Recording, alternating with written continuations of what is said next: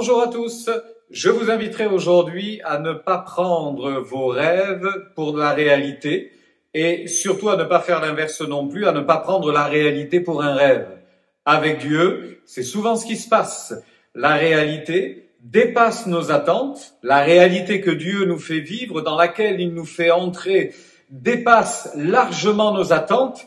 Et voici que ça paraît tellement incroyable, tellement inimaginable, que l'on finit par penser que non, c'est impossible, ce serait un rêve que de vivre telle et telle chose. Dieu est le Dieu des prodiges et des miracles, et il peut nous faire entrer non pas dans un rêve, mais dans une réalité qui va même au-delà de tout ce qu'on aurait pu imaginer. Vous avez dans l'Ancien Testament le peuple d'Israël qui a vécu cette situation-là. Dans le psaume 126, il nous est dit que le peuple d'Israël était comme ceux qui faisaient un rêve. Nous étions comme ceux qui font un rêve, alors que Dieu a ramené les captifs en Israël, alors que Dieu a libéré son peuple esclave pour le ramener chez lui et lui rendre la liberté. Pour eux, c'était inimaginable, c'était comme un rêve. Mais, évidemment, ce n'était pas un rêve. Et ils pouvaient arriver à la conclusion de dire, nous avons versé des larmes.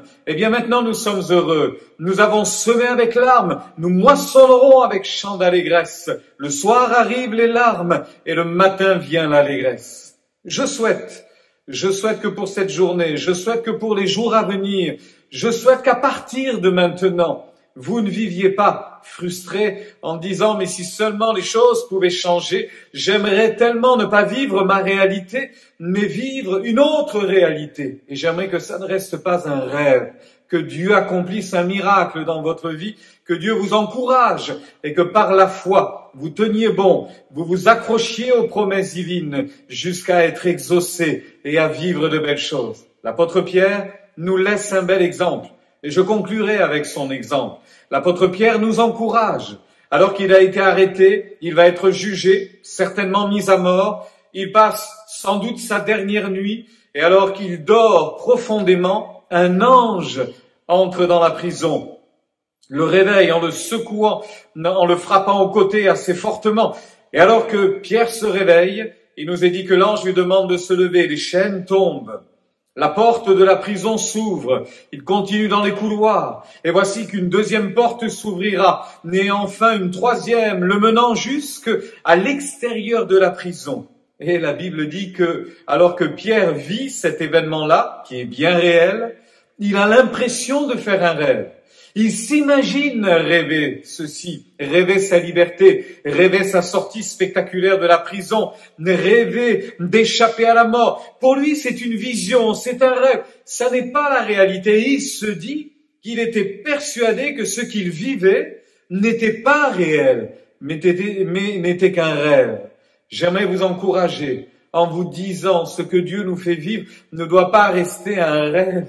Ce que Dieu veut nous faire vivre ne doit pas rester quelque chose d'hypothétique, d'utopique, qui ne sera jamais expérimenté, d'impensable. Ne faites pas de votre réalité un rêve. Alors que vous faites de vos rêves une réalité, faites plutôt de ce rêve-là une réalité. N'imaginez pas qu'à Dieu des choses ne soient pas possibles. Il est le Dieu des miracles. Alors qu'il va se retrouver dans la rue, il nous est dit que Pierre, revenu à lui-même, va réaliser que Dieu avait envoyé son ange et lui avait offert la liberté. C'est ainsi que Dieu peut faire encore aujourd'hui. Et je vous encouragerai en vous disant que notre Dieu est le Dieu du miracle et le Dieu de la liberté. Ce qui n'est pas possible aujourd'hui pourra l'être demain. Ce qui est inimaginable aujourd'hui peut d'un coup devenir possible et réalisable, parce qu'à Dieu tout est possible. Ne vivez pas dans un rêve qui ne s'accomplira jamais. Vivez sur les promesses de Dieu qui changent l'impossible en possible et qui nous permet de non pas vivre simplement dans un rêve, mais voir le rêve se changer en une réalité, en une vérité pour aujourd'hui. Soyez bénis, soyez fortifiés par Dieu, soyez encouragés. Il est le Dieu fidèle, il ne vous a pas lâché. Si le soir sont venues les larmes, eh bien il est temps que ce matin vienne l'allégresse et que Dieu accomplisse enfin son œuvre en vous, qu'il vous bénisse et qu'il vous fortifie. Bonne journée.